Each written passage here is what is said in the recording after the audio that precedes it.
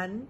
I'm just so very pleased to be able to present to you the very first masterclass or mini workshop that I conducted recently on how to use your voice to really communicate and create that rapport with the person that you're speaking to, your audience. It could be an audience of one person, or it could be an audience of 1,000 people that you want to be talking to. But here are some of my tips on how to do that communication, and I hope that you will pick up a few things from here, and please do enjoy.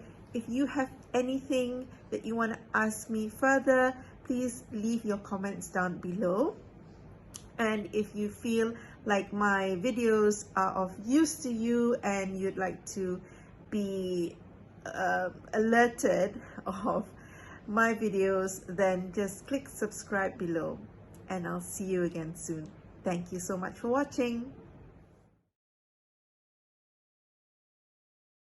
I am going to bring you through this workshop to teach you guys as much as possible how to use your voice to communicate with people. And I'm going to bring my experience into this workshop, but I do also want to let you know that I have borrowed a lot of materials from my own research, because there are people out there who are much more better speakers than I am and who have had found their formula.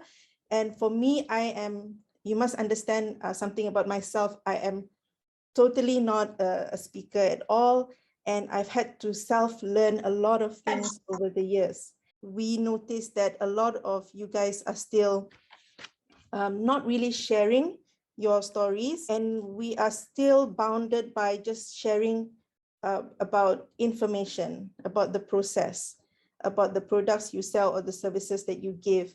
A lot of you guys here are entrepreneurs, so you all have run your own businesses, and it's very important for people to be connected with you. Okay. Even though if you don't know her, just by listening to her, you have a feeling of that you're drawn to her, right? Drawn to her story, and perhaps you've not been in her place, but you feel something in your heart when you hear the story. You have, maybe some of you have children yourselves, and when she talked about her baby, I know that you guys have some sort of that maternal feeling and that instinct that you want to also protect your child, and you also feel what she felt from her story. Okay, so the whole video was actually, the whole interview was 20 minutes, and only 3.5 minutes was about really her story. But the part that went viral was not the 20 minutes. The part that went viral was the 3.5 minutes. So within minutes after they put that video on YouTube, this story went to about 2.5 to 3 million views. Okay, and she received 7,000 emails, more than 7,000 emails after it went viral. And that's what we call engagement. I know that some of you guys are also heavily invested in social media, and you're trying to reach out to people on Instagram and on Facebook with your services or your products. And what you need is engagement, right? So she got her engagement. So that's what I want to first set the tone for tonight, to say that language and the way you reach out to people is very, very important, because it makes a lot of difference. What I want to know from you is whether you see a pattern in her story. Can somebody just come off mute and say, do they see the pattern or not? It's okay if you cannot see. I just want to hear if it's a yes or no. Pattern of they keep on saying I. Is that a pattern also? Yes, that's one of the pattern, because it basically shows that she's she's showing herself. Tapi I'm gonna draw something, and then you, because there are no presentation, kan? So there are no notes. So this is gonna be your notes. I want you to draw. Yes, pain. Yes, Karen. So I want you to draw on your paper something that looks like this. So this is like a V shape. Kan? It's like a V shape. And if you imagine this is the valley, this is two mountains, and in between two mountains, there is a valley. Valley is something very steep and deep, right? This is her pattern, actually. Let me show you what her pattern is. Her pattern is where she describes her low. You remember the low point in her story? Her low point in her story was when she said she only had something like $11 and she had no money to buy diapers for her baby. Okay, that is the first thing that you need to note. And then later on, she starts to climb up the valley. And this is the change. So you write change, the change. When she's going up, she's describing the change. And the change is where the hope is. The change is where the connection is made. Because she's talking about she doesn't want her son to grow up broken, because he has a 66% chance to go into jail, and she doesn't want that. So she has hope. And she's saying that she's going to do better, and she's going to give the best to her son. So she is then making a connection. And when she's describing all this, this is actually when she is tapping into your emotion. So just remember this. The next time you want to build a story, just think about, just visualize that valley. So where you start from low and you want to go up, where you describe the change and you give hope to people. Yeah, so that's the first thing that I want to teach you tonight. I also mentioned that I've been researching and listening to really great speakers, and I've actually taken out some of the ingredients from their formula, and I'm gonna describe them to you tonight, because we want to create a bond by communicating with people. So you all know what communicating means, kan?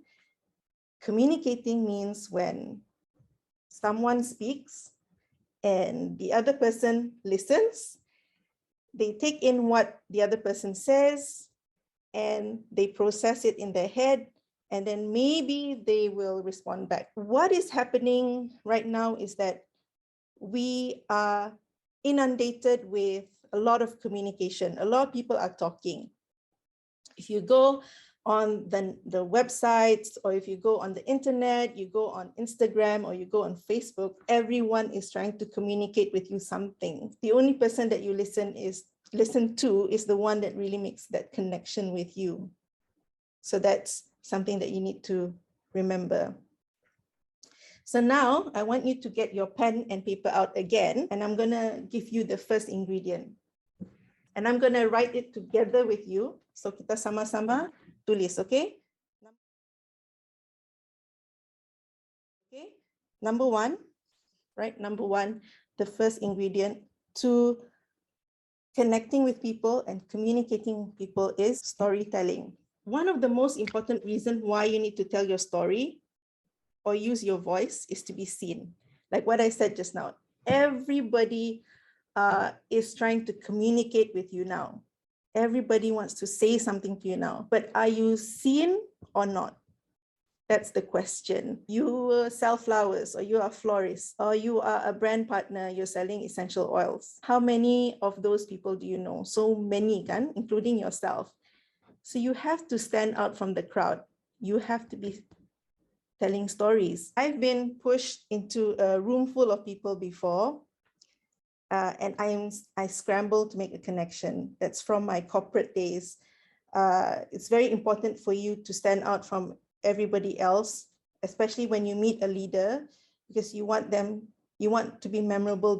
You want them to remember you, so that next time there's a project, yes, I remember there's this girl named Wyomia. she pitched something to me, she told me her ideas, and maybe she's the right one for it, and then I get a job. And where I was before, every 4 years or so, we have to attend an interview if we want to, get another job, or we want to get promoted, if there's an opportunity to do so.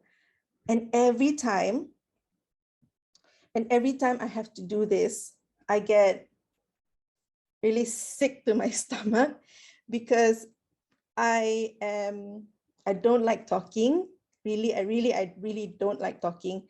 I don't like to share about my experience because I'm so nervous.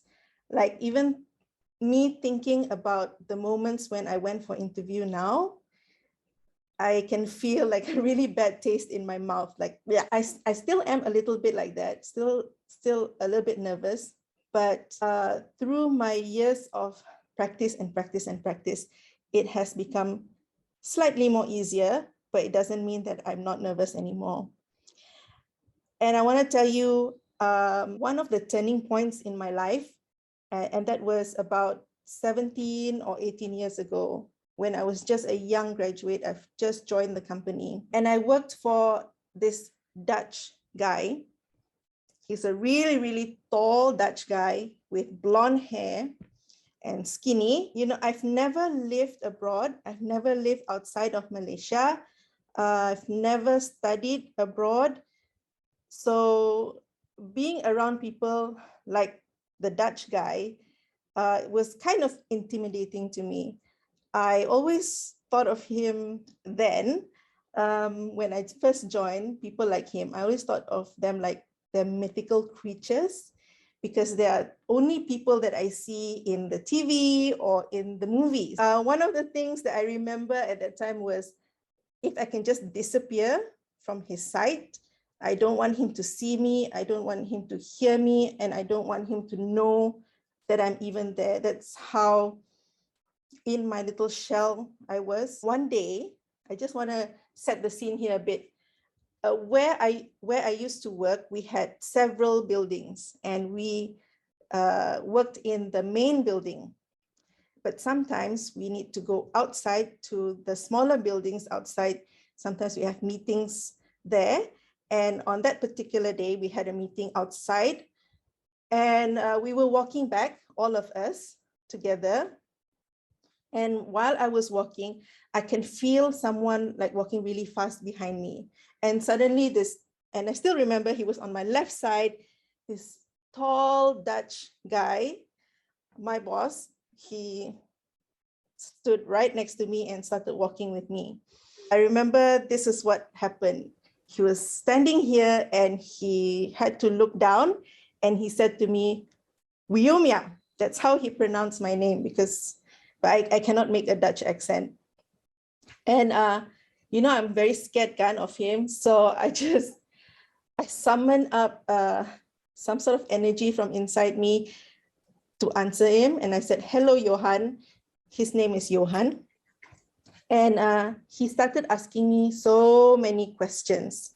He started asking me about the team. He started asking me about individuals in the team. He asked me about, how are the team working with each other? What's the environment like? What are the things that he should do more of, and what are the things that he should do less of? So a lot of things like that. So I didn't want to cause any trouble. So I just kept on, he asked me a question, I answered. He asked me a question, I answered. I just provided all the answers. At the end of it, we started approaching the main building, and I could see the glass doors in front of me, because the main building had a huge glass door that slide open and closed. And we were approaching the main building, so I knew that the conversation came to an end. But something very unexpected happened. I unexpectedly asked him a question. I opened my mouth and actually asked him a question. And I would never do this. I said, why are you asking me all this? That was my simple question, but I really shocked myself, because I wanted to keep the conversation as minimal as possible. Anyway, Johan's answer was very, very simple. And he said, Because, Wiyomia, you are the most observant people in the team. That was what he said. And that was the end of the conversation. So after that, I just thought about the incident that day, the answer that he gave me, and I let it sink in. And then I realized, and I finally understood something about me. Oh yeah, I am actually very observant because I'm quiet. I'm quiet, but it doesn't mean that I'm not doing anything. I'm actually watching people. And this is actually something good. It's actually an advantage. It's actually one of my superpowers. When I am watching people, I can see how they really are, what they like, what they don't like, what kind of habits they have, and you know what help they need, whether they're sad or they're happy, because I'm really watching them, which is something good, right? Another idea came into my head, like a lightning bolt, it came in. I realized that talking is actually not scary at all. Johan is not scary. He's just another person. And if I ask him, he's not going to bite me back. So I learned from then onwards to open my mouth and ask. I may not like it all the time, but it's okay to talk. And I'm so glad that 17 or 18 years ago, that I opened my mouth and I talked to this tall Dutch guy, but I've never known what my superpower is. And from then onwards, I'm always challenging myself to talk, even when I'm not comfortable talking. And now that I am in this network marketing business, we thrive on telling stories. We actually need a lot of stories because otherwise what we're throwing out there is just a bunch of information. Oh, this is lavender. Oh, this is frankincense. Oh, this is lemon. It's all just a bunch of information with no heart to it. And it doesn't stand out to people, and because people are not connected to what you're saying. So will you join me in this community? And will you join me in pouring your heart out and talking to people about what you do and what you love? And if I had told that story differently, if I had said, okay, I was young and I was very shy, and then my boss talked to me, then I made myself brave and I answered back, and then I learned my lesson from there. Like, what do you feel when I say it the second time compared to if I told my long story tadi? The story is dry, so that means it's not interesting enough, kan?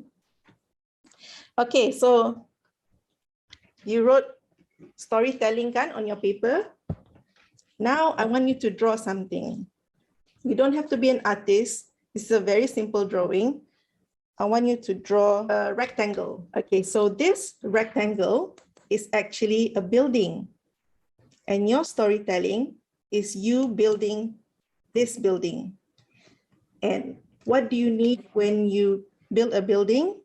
So you draw a lot of bricks. These are all the bricks that you are using to build your building. The bricks mean your content.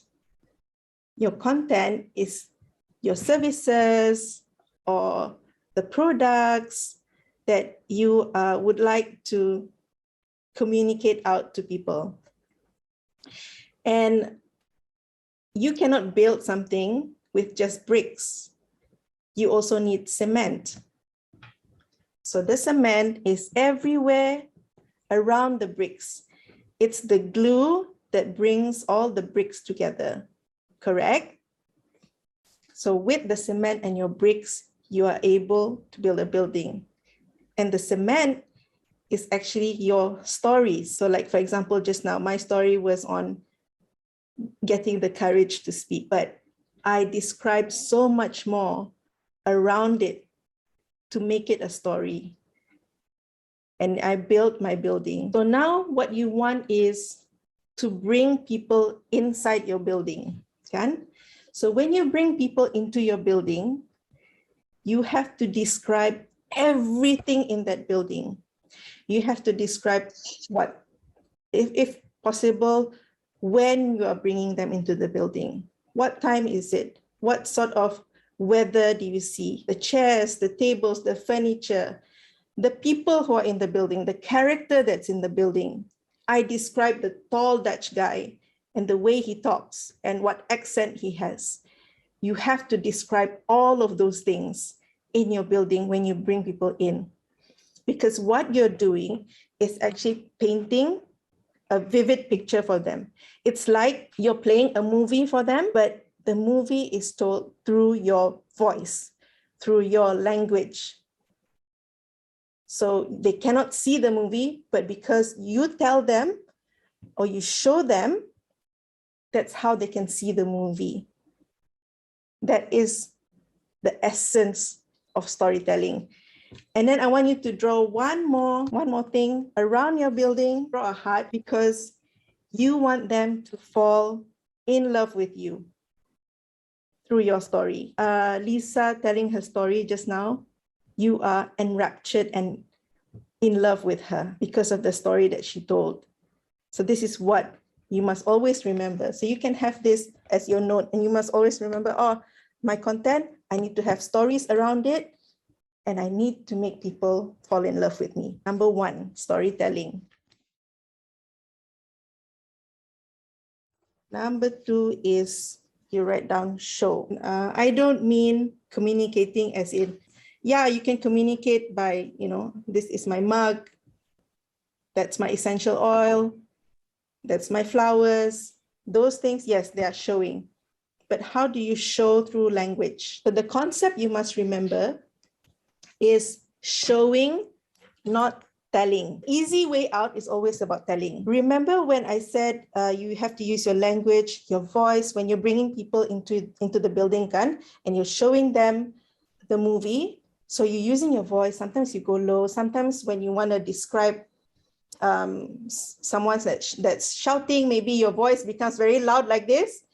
Your hands, your hand movement, the way your body moves. So Johan was standing here, I was standing here. That's a form of showing with physical and your voice. But how about your language? So now I want you to write this down. We do it together. Huh? So we make two columns. The first one is the emotion or the feeling that you want to tell people. And then the next one is the language. And I'm going to give you the first example. And after I give you the first example, I want you to give me the second example. Okay? And after this workshop, you can start building more and more of your own examples.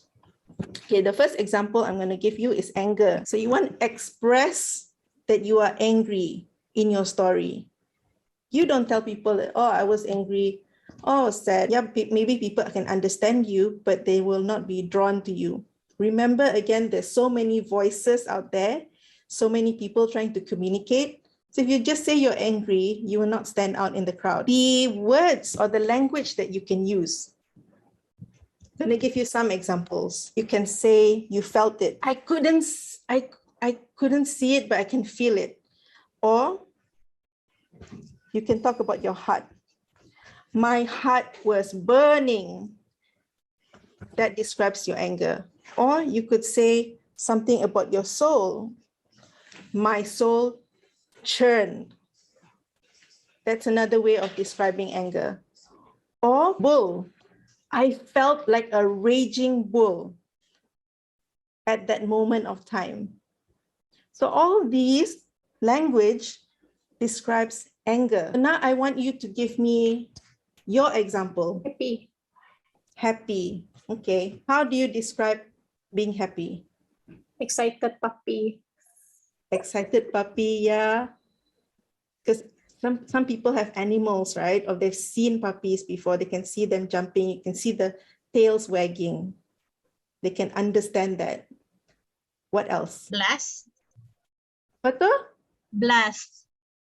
Yeah, you felt a blast. But it was such a blast. The time that I had was such a blast. Yes, that can be They can show excitement and happiness. Apa lagi? Last one. Joy. More. You need more. Aesthetic. More lah. Satu ini satu. Pasti lagi. One more. When you're happy, how do you feel? Macam budak-budak dapat gula batu. Yes, I felt like a kid that just received like 1,000 lollipops, you know. That can be, then that will bring them to a time when they were young, and that's how they felt. Maybe last time very susah to get gula-gula kan? So that's how you pull people's emotion. Okay, so you can start building more and more as you start telling your story. Okay. So the moral of the story is you need to show me, because the audience will not feel when you just tell them something. You need to get something that the audience identifies with, and so that they can feel something similar. If they didn't, let's say in Lisa's story tadi kan, you probably have never been through it. That amount of poverty that she has, we probably have not been like left with just 11 ringgit in our pockets. We probably don't have that. But there are words that she used, things that she used kan, macam you feel pun like, oh, so kesian, like, oh, there was a time juga I felt so down like that kan. So that's what you want to do with your language. Third one is very important to me. When you are telling your story, you have to be honest. Please don't lie and come up with your own story. It has to be a true story. You cannot make things up, because when you are telling things that are true, things that have actually happened to you, it's more believable, and it's more easy for you. Want to make things easy for you juga, because I know talking and telling is very difficult. But I tell you, when you are speaking the truth, when it's something that you actually went through, it's so much more easier to communicate, so much more easier to come out from your mouth than telling a lie. Okay? Tell something that comes from your own heart and from your own experience. But I know that there is a problem here. To come up with your true story, a lot of people feel like, saya tiada cerita, I don't have a story macam si Lisa, I don't have a moment macam si Wayo with her tall Dutch man. I have no story macam tu. Who here feels like they don't have a story? You do have stories. But the thing is, sometimes you stop yourself from telling it because you feel like, oh, it's just a moment. It's just something that happened to me. Tidak syok lah mau kasih tahu, it's just a moment. Itu sejak saya terjatuh, and then that's it. Or saya ternangis. Saya tengok itu movie and then saya nangis. That day I came home from work, I was so stressed, and then saya marah saya punya anak. It's just something that happened. It's just an incident in your life. And when you feel it that way, then you feel like so difficult to tell that story, because it's not a story. So you have to tell yourself every incident that you have in your life, there is a road to it. Sebelum that incident happened, what happened? During, what happened? After, what happened? Then when you piece all of these things together, it becomes your honest and your true story. Okay, so you use the storytelling technique tadi, you use the showing technique, and you use your honest experience. You put all of that together, you have a story. Let's say you talk about falling down.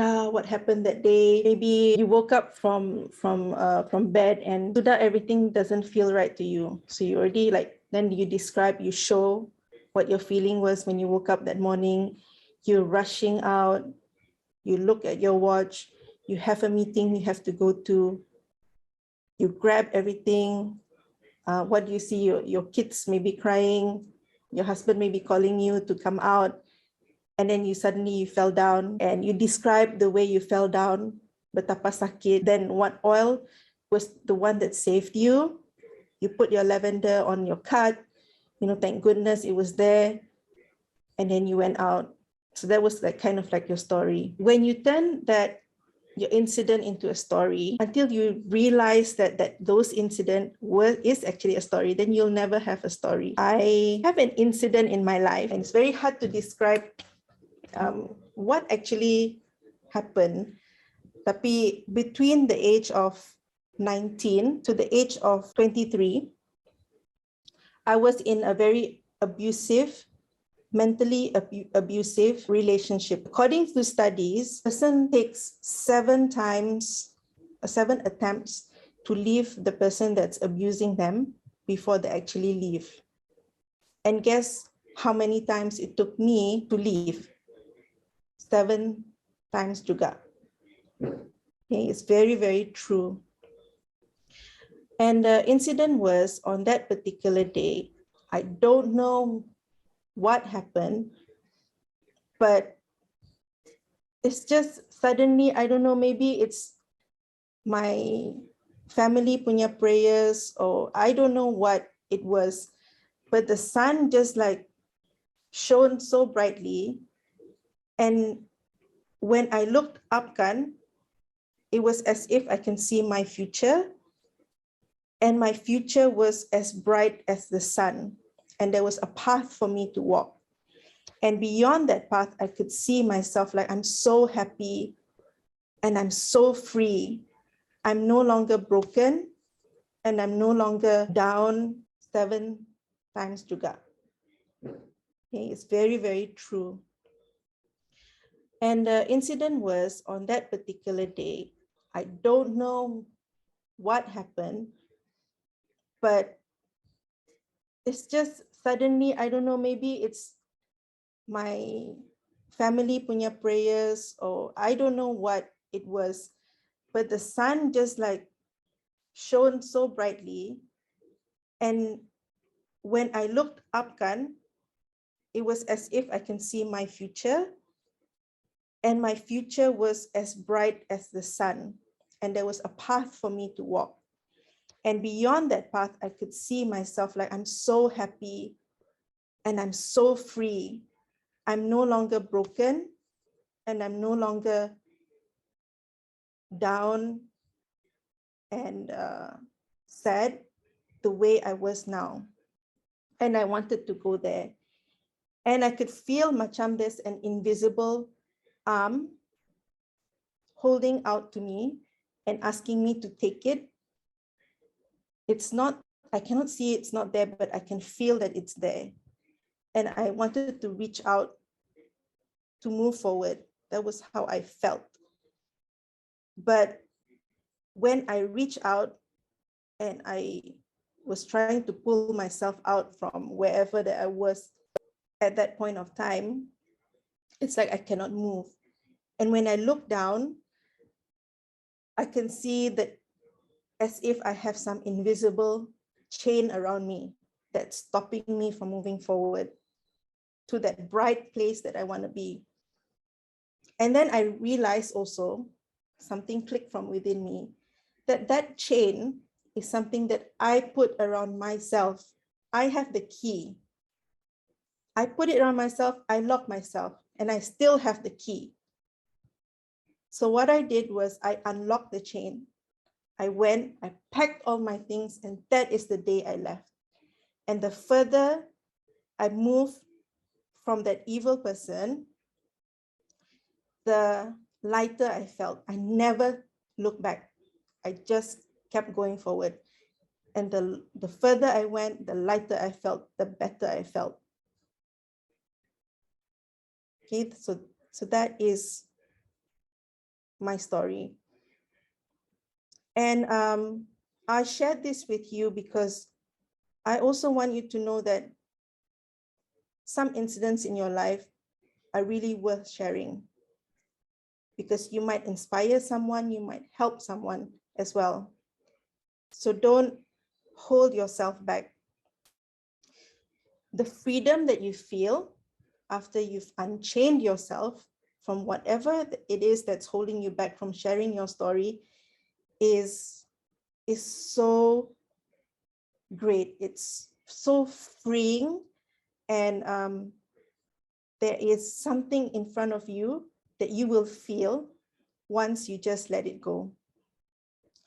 So go and tell your story, tell your audience all about it, and get them to fall in love with you truly, madly, and deeply. Number 4, belief. What is your belief? What is belief? First, belief is your moral compass. Belief is when you believe something or you have faith in something, that is the one that tells you where to go, what decisions to make, what to do. That is belief. When you have belief, you will have a story to tell based on your belief. 11 years ago, I was just 1 year, I was promoted to leadership role, and I've just been in that role for about 1 year. And then my staff came up to me. I think she looked like this. She was holding something up, and she came to me and she was like, "Boss, I found something and I really want to share this with you, this piece of information." And what she was about to tell me was that she had found information that suggested that someone has done something wrong. We don't know who it was and how it happened, but the company that I was working for could potentially lose something like more than $1 billion for us and also for our shareholders and our partners total. That is a lot of money. Do we want to own up to it? Do we want to tell someone about it, or just sweep it under the carpet? So what I did was I worked based on my belief, and my belief is always telling the truth, because when you tell the truth, you can sleep well at night. You know that you didn't lie, and that whatever you did was you've let, there's no bad conscience on you. Like you will not ever think that you did something wrong. So by always telling the truth, it will set you free. I truly believe that. And so I told her, okay, we need to bring this up. We need to tell the higher management that this has happened. And whatever it is, if it's our team to be blamed, then we are to be blamed. And if we have to work long hours to clear this, then I will work together with you. If we have to get extra help, extra resources to get through this, I will go and get it for you. And I've always worked that way. And it's the best way to work. And at the end, to cut this long story short, we managed to get the money back. Okay. So your story must always show your belief, because you stand for something. And when you show people your belief, you will capture your audience. Wayo, saya ada Yeah. question. Yes. Is there a period of time to tell a story? What do you mean by that? Macam like let's say within that 10 minutes is the best time for you to tell your story supaya boleh capture the people yang. It depends. Ada yang there's another, you heard of elevator speech kan? Hmm. So in an elevator speech, you use the same things, but you need to compress it. Kalau boleh within 30 seconds ke tu, 30 to 60 seconds. But you use all these things. It has to be true, it has to be honest, it has to be something about something you believe. It has to have content, it has to have a story. It has to have that low, and it has to be a peak. It has to, you have to show the climb. Tapi you have to do it really, really fast. And there is a technique on that. So many people, they've talked about copywriting, they've talked about elevator speech. There are techniques in that. Tapi overall, you have to find a way to fit all these things in there. Your belief, your storytelling, your has to be something honest, and you have to show. Especially the pitch lah kan, and then the tone, the voice. Tapi, like if you want to use this for, let's say, I know you guys are doing a lot of meet and greets kan with your people, and you want to inspire them, so you can actually take a little bit longer. You can take 3 minutes, 5 minutes, 10 minutes to interact with them. That's when you can go really, really deep into your story. And you really try to pull their heartstring. Like you want to get someone on board to start building with you. Kan? You want to get your business builders. You want to show them where you have come from, why you are doing this thing. Or if you have a bit of time with your client or your prospect, then you can take a little bit longer with your story. Tapi if you know you only have like less than 1 minute, then you need to compress it. Okay. Practice saja dulu. Yeah, you really need to practice, and I'm still practicing actually. Sometimes I get it wrong, sometimes I get it right. If I get it wrong, I try to get it right the next time. Like nobody is gonna come after you with rotan. Do you have anyone that yang you are currently listen to yang paling campin lah storytelling? I love listening to like Michelle Obama, Oprah, Lisa Nichols, yeah, mostly women kan, but I love listening to them because they're so inspirational. In fact, last time every morning, I would just play them talking on YouTube or play them punya podcast because it makes me motivated and makes me feel happy every single morning. I never listened to Michelle Obama. I should listen to her then. Yeah, she's really, really good. She's a very gifted speaker.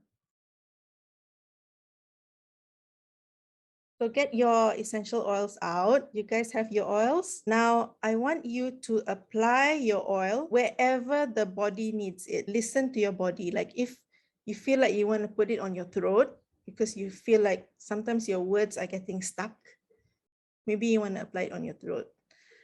If at this present moment, your head feels very heavy, then you apply it on your head or your forehead or your temple. If you feel like your neck or your shoulder is very stiff, you really need some oils there, go ahead and put the oil there. Whatever it is, whatever oil that you have, just listen to your body. Feel it, and then I want you to inhale your oil deeply 3 times. Okay, now we inhale, we exhale, inhale, exhale, inhale, and exhale. Okay. So I want you to now sit down and put both your feet firmly on the ground. I want it to be rooted to the floor. And I want you to feel the strong floor supporting your whole body from beneath you. Okay. I want you to feel as if your body is getting stronger and stronger. Okay. I want you to imagine something. So if you want to close your eyes while you imagine, if that helps, then close your eyes. And remember, I told you that story about the tall Dutch man. So I want you to imagine a tall Dutch man who's walking towards you. And in his hands, he's holding a rock. And he gives you that rock. You're very brave and you put your hands out to receive the rock. Now you have the rock in your hands, and there is actually a swimming pool just next to you. So you walk towards the swimming pool. You stop when you reach the edge of the pool. Okay, you lift up your hand with the rock in it, and then you just release the rock into the water. And then you hear a splash. And then at this point of time, everything goes into slow motion. You can see the rock falling, hitting the water, and it's sinking down slowly, slowly, slowly sinking down. Okay? And you pretend that the rock is inside your heart and it's slowly descending in your heart.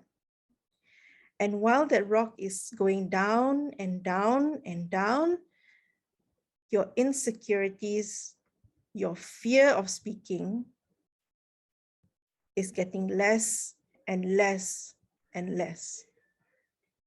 The lower it goes, the less scared you are.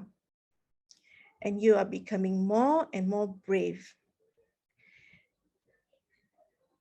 You are now committing to speaking your truth, your words, your language through your personal experience. Who cares if you are not polished or if it's not perfect what you say? You'll do it anyway. And just remember, you are not speaking to 1,000 people.